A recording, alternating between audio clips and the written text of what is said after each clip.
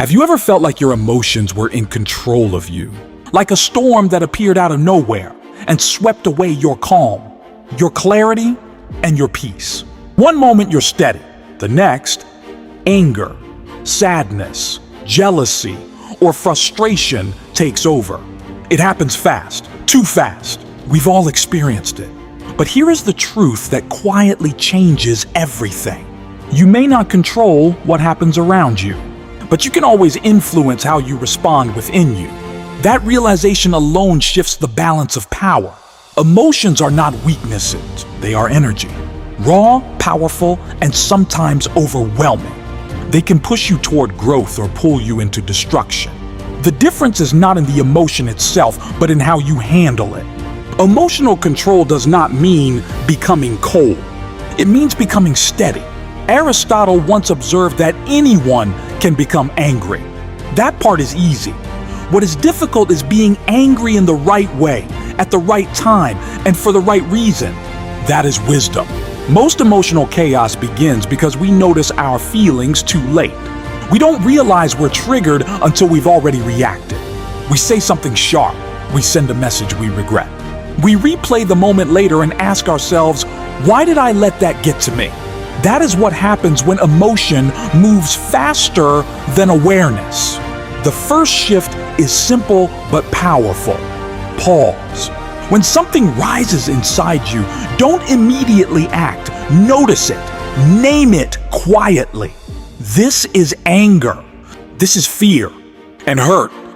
The moment you name an emotion, you create space between you and it. And in that space, choice becomes possible. Viktor Frankl described that space as the gap between stimulus and response. In that gap lies freedom. Most people skip over it. They react automatically. But when you slow down, even for a few seconds, you interrupt the pattern. Emotions themselves are not the enemy. They carry information. Anger often hides a boundary that feels crossed. Fear signals uncertainty. Sadness points to something that mattered. Instead of pushing emotions away, ask what they are revealing. If a friend cancels on you at the last minute, you might feel anger. But look deeper, and you may find disappointment or loneliness underneath. The surface emotion is anger. The core emotion is the feeling of being unseen.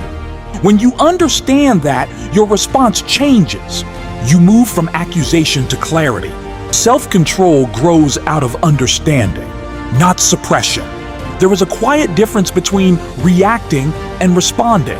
A reaction is immediate and automatic. A response is intentional. It takes effort.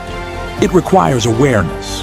Imagine how your life would change if instead of reacting every time you felt upset, you responded with calm clarity. How many arguments would dissolve? How many regrets would disappear? Perspective plays a powerful role here. Many emotional storms shrink when you zoom out. An insult, a delay, a harsh comment. Often they feel urgent in the moment, but insignificant over time. When you step back, you begin to see that not everything deserves your energy. Marcus Aurelius reminded himself that we have power over our own mind, not over outside events. Strength begins the moment you stop trying to control what you cannot and start directing what you can. Your thoughts fuel your emotions. The story you tell yourself shapes how you feel. If your inner narrative says, they disrespected me, anger intensifies. If it says, maybe they're struggling, tension softens. The external situation may be the same, but the internal meaning changes the experience. That doesn't mean ignoring real hurt. Some emotions run deeper: grief, betrayal, fear. These cannot be managed through logic alone. They require patience. Instead of fighting those waves, learn to stand steady in them. Feel without collapsing. Acknowledge without drowning. Emotional control is not about blocking pain. It is about not letting pain dictate your behavior. Over time, small choices compound. Each time you pause instead of lash out. Each time you breathe instead of escalate, you strengthen your internal stability. What once shook you begins to feel manageable. And here is something worth considering. The calm person always retains power. The reactive person often loses it. In relationships, in leadership, in daily life, the one who remains steady has options.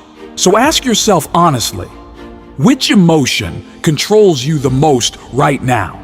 Anger, anxiety, and the need for validation?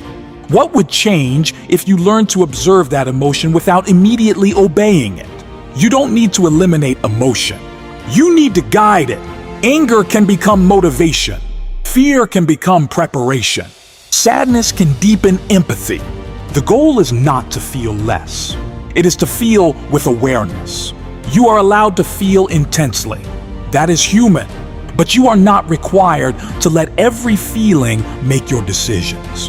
When you learn to pause, to question your narrative, to widen your perspective, something subtle but powerful happens. You stop being carried by every wave. You begin steering. And once you can steer your inner world, the outer world loses much of its ability to disturb you. That is emotional mastery. Quiet, steady, and deeply freeing.